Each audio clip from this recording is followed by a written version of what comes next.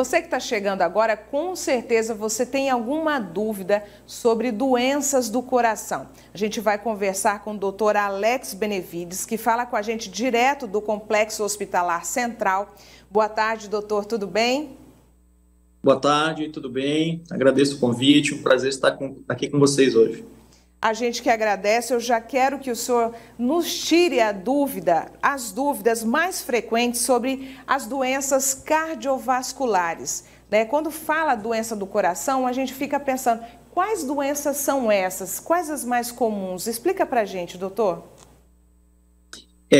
Hoje, mais modernamente, mais atualmente, a gente fala em termos de doenças cardio e cerebrovasculares. Então, são doenças que são geradas pela inflamação dos vasos, e aí começam a acontecer lesões, tanto de órgãos do sistema cardiocirculatório, que acometem as artérias do coração, dos grandes vasos da aorta, mesmo artérias periféricas, artérias das pernas, dos braços, artérias dos pulmões e ainda artérias do sistema nervoso central, carótidas, cérebro. Então, veja que é uma gama de doenças bastante ampla, né? É uma cadeia, na verdade, uma coisa interligada na outra.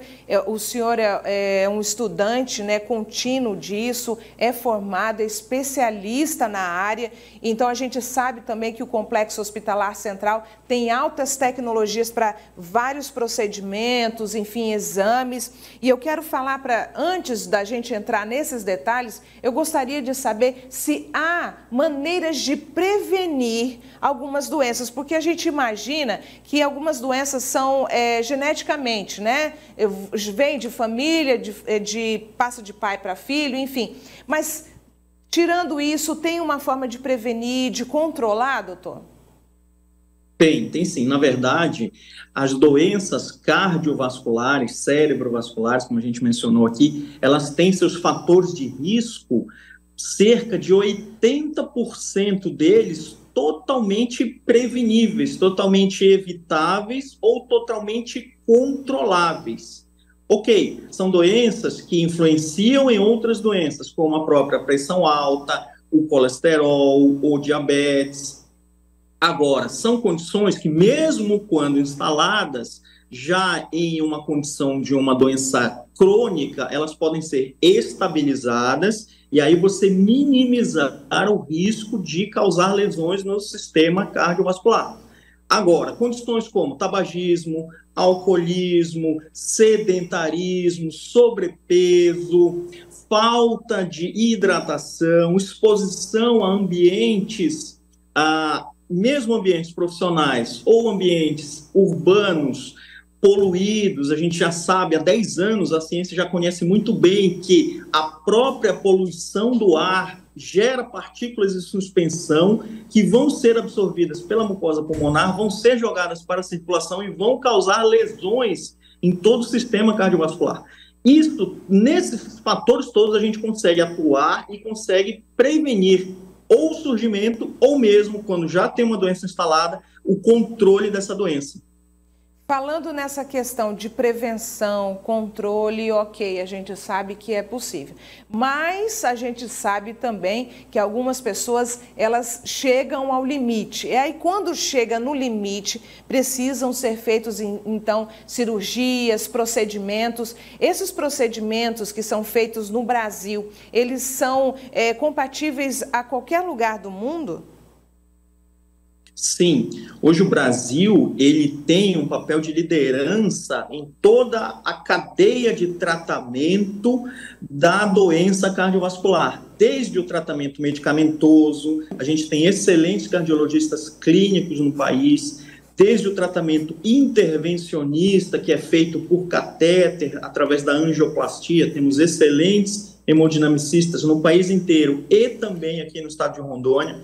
E também temos uns excelentes grupos de cirurgiões brasileiros que conseguem promover uma atenção terciária, como a gente chama, uma atenção ao final do processo de evolução dessa doença, para que se resolvam complicações graves já instaladas, como a própria obstrução das artérias coronárias, que é feita através da ponte de safena, doenças para correção de aneurisma de aorta, de secções de aorta, doenças congênitas também entram nessa gama de atuação do cirurgião cardiovascular. Então, a cardiologia, de um modo geral, seja a clínica, seja a intervencionista, seja a cirúrgica nacional, ela está muito bem posicionada no cenário mundial. Uma das cirurgias mais comuns, que acho que todo mundo, pelo menos, já ouviu falar, que é a ponte de safena. Como é que ela é feita, doutor? Assim, é claro que a gente não vai conseguir explicar exatamente como é, mas de uma forma, assim, bem metodológica.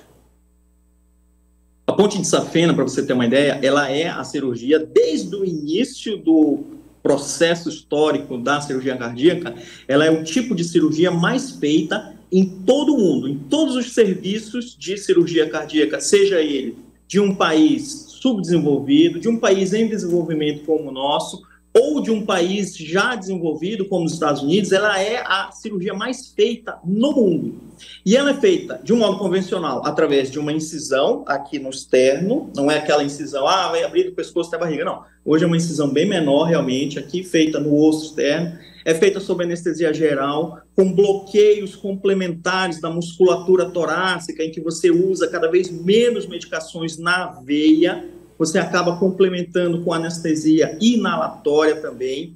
A partir do momento que faz a incisão no tórax, você tem acesso ao coração, como as imagens que a gente está vendo aí, e aí você consegue trabalhar os órgãos internos sem que seja retirado esse coração do tórax. É uma dúvida que os pacientes têm, é muito curioso isso. Doutor, mas vai operar, vai precisar tirar o coração? Não, não se tira o coração, você trabalha com ele no interior da cavidade, e aí você consegue fazer todas as manobras, todas as intervenções que sejam necessárias para corrigir as doenças de que você fez o diagnóstico anteriormente. Sejam essas doenças da aorta, sejam doenças das coronárias, sejam doenças de complicações do infarto, como CIV pós-infarto, é uma comunicação de um lado para outro no coração, quando se forma um pequeno orifício dentro da parede do coração, em uma área que morreu por conta de um infarto. Então, todos esses procedimentos a gente consegue corrigir através dessa cirurgia. Mas a ponte de safena, especificamente, como a gente vê na imagem, ó, a gente vê aqui uma mamária, aí na sua imagem à esquerda, vindo lá da subclave esquerda, caindo aqui na artéria descendente anterior, essa artéria maior que passa na frente do coração.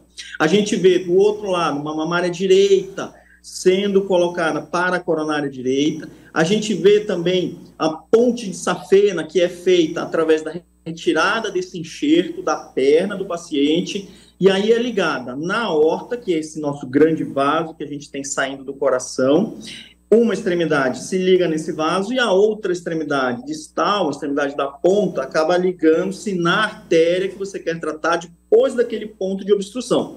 Então, para fazer essa cirurgia, a gente usa uma anestesia geral, ela dura em torno de 4 a 5 horas, ela faz com que o coração pare, e a gente usa uma máquina chamada de circulação extracorpórea para manter a circulação tanto no cérebro quanto no corpo todo do paciente.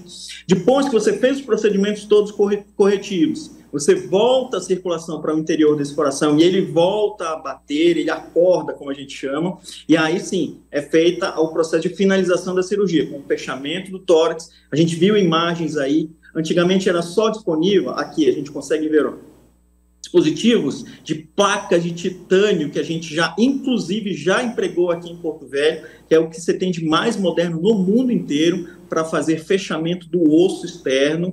Ele diminui o índice de infecção, diminui dor, acelera o processo de reabilitação. A gente consegue ver nessa imagem bem característica, no topo da imagem, o fio de aço antigo. Na base da imagem, a placa de titânio que é feita para unir o osso externo. Então, o osso ele é aberto para fazer a cirurgia como se fosse uma fratura. Depois que você fecha, é como se essa placa fosse o gesso. Ela fecha, ela firma o osso, e à medida que ele está firme, você não sente mais. Você esquece que a placa está ali, como se fosse um gesso que estivesse ali, e você esquece também que esse osso foi aberto.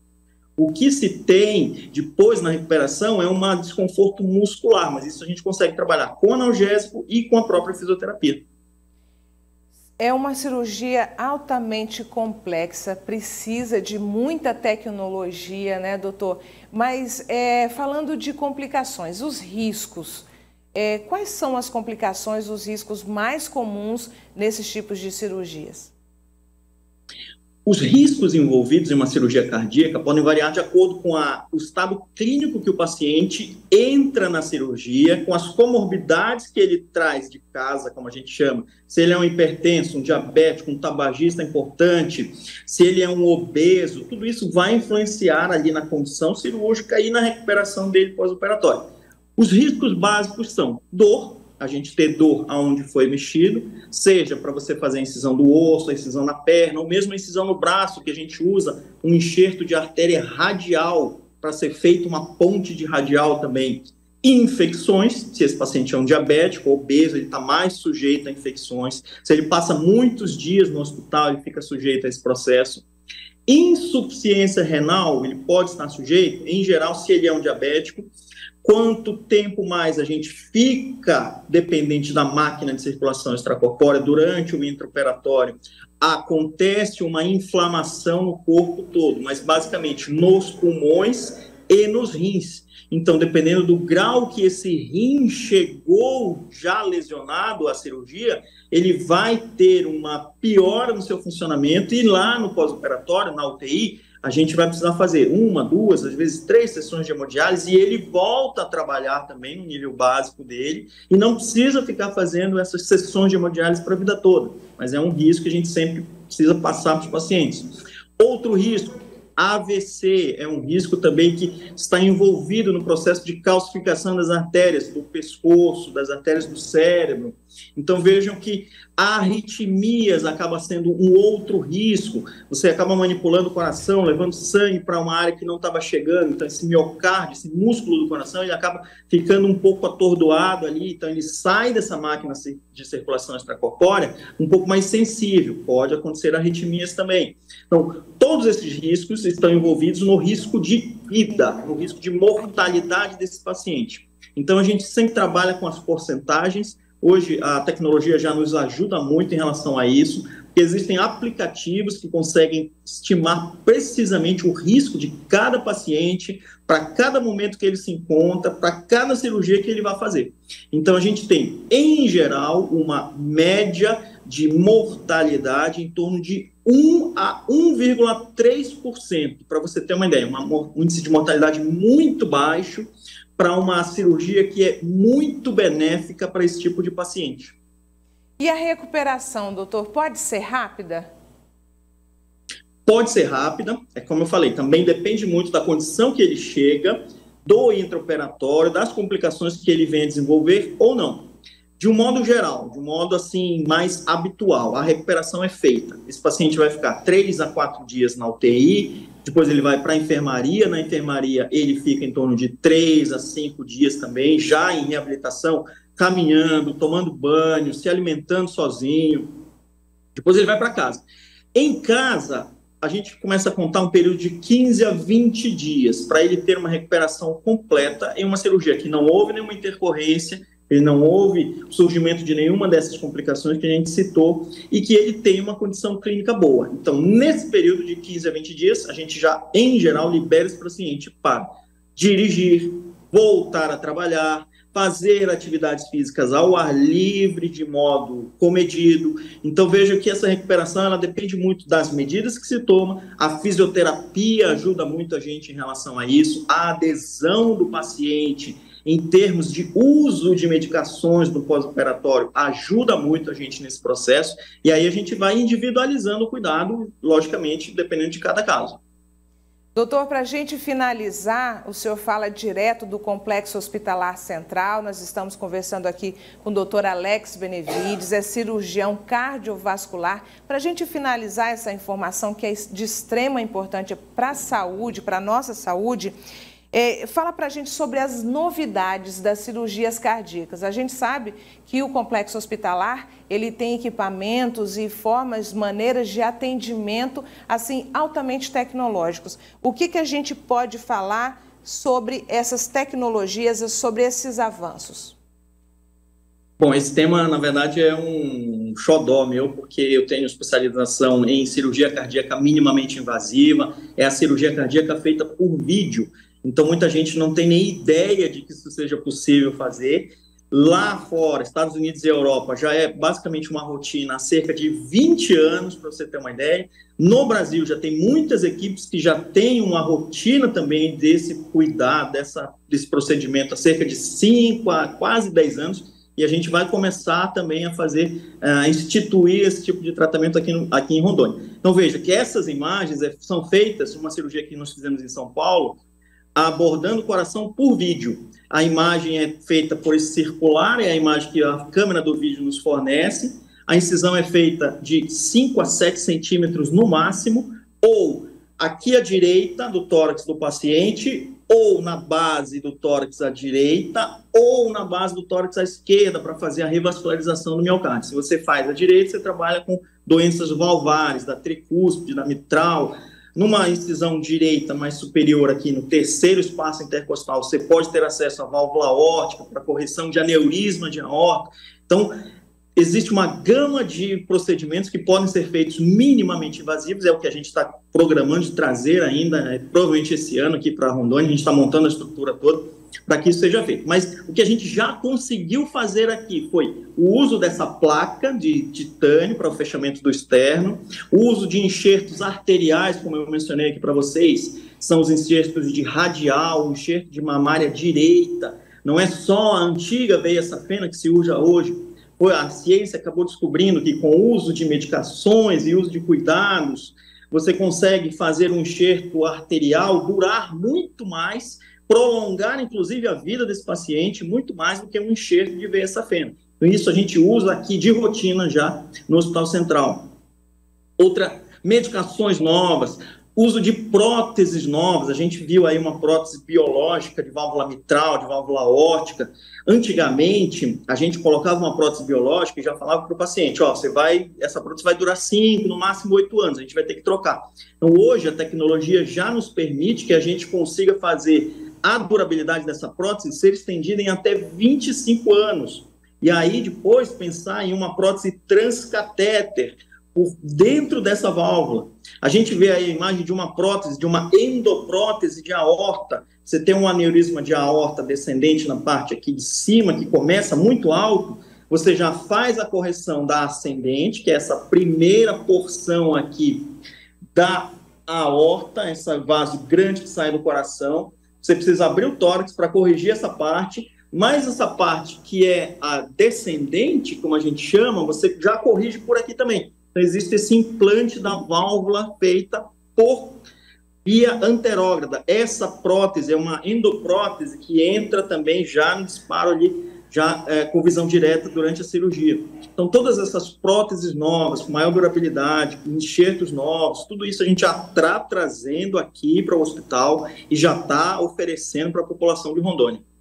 Doutor, eu agradeço imensamente, eu achei sensacional o seu trabalho, muito parabéns mesmo, porque o senhor é extremamente competente, estudioso, e nós precisamos aqui em Rondônia ter esses profissionais capacitados, porque a gente não precisa ir para fora do estado ou até mesmo do país para encontrar o que a gente precisa, né? Os nossos familiares, amigos.